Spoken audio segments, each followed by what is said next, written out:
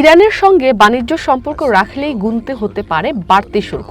শুক্রবার এমন একটি নির্বাহী আদেশে স্বাক্ষর করেছেন আমেরিকার প্রেসিডেন্ট ডোনাল্ড ট্রাম্প।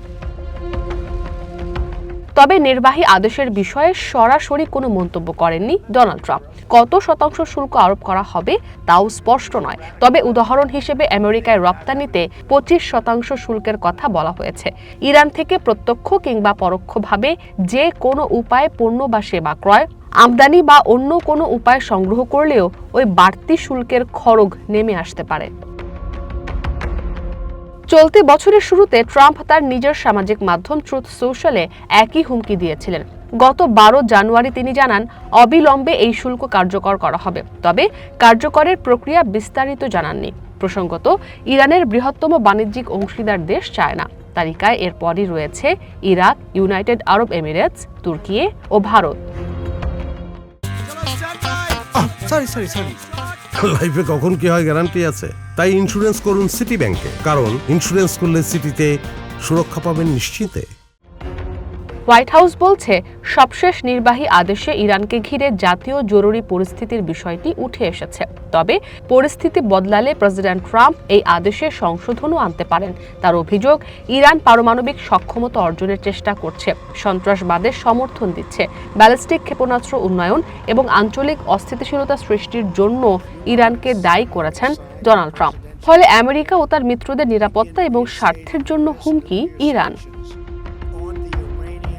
গত বছরের জুনে ইরানের 3টি প্রধান পারমাণবিক স্থাপনায় বোমা হামলা চালায় আমেরিকা। ওই হামলার পর শুক্রবারই প্রথম ওমানের মাস্কটে তেহরান ও ওয়াশিংটনের উচ্চ পর্যায়ের কর্মকর্তাদের মধ্যে বৈঠক হয়। এতে ইরানের প্রতিনিধি দলের নেতৃত্ব দেন দেশটির পররাষ্ট্রমন্ত্রী আব্বাস আরাকচি। আর আমেরিকার প্রতিনিধিত্ব করেছেন দেশটির বিশেষ দূত স্টিভ উইটকফ ও ট্রাম্প জামাতা ব্যবসায়ী জ্যারেড কুশনার। এর মাঝেই নতুন শুল্ক আরোপের খবর এলো। শুক্রবার রাতে এয়ারফোর্স ওয়ানে থাকা সাংবাদিকদের সঙ্গে আলাপচারিতায় ওমানের বৈঠক নিয়ে ট্রাম্প বলেন, শুক্রবারের আলোচনা খুব ভালো হয়েছে। দেখে মনে হচ্ছে ইরান একটি চুক্তি করতে মুখিয়ে আছে। যদি তারা কোনো চুক্তি না করে তাহলে এর পরিণতি করুণ হবে বলে হুঁশিয়ারি দেন তিনি। বলেন, ইরানের হাতে কোনোভাবেই পারমাণবিক অস্ত্র থাকতে পারবে না। কয়েকদিন পর দুই পক্ষের মধ্যে আরেকটি বৈঠক হবে বলে জানান ডোনাল্ড ট্রাম্প।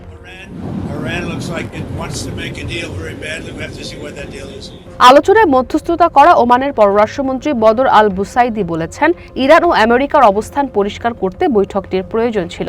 এখন বোঝা যাচ্ছে দুই দেশের সম্পর্কে কোথায় অগ্রগতি হতে পারে।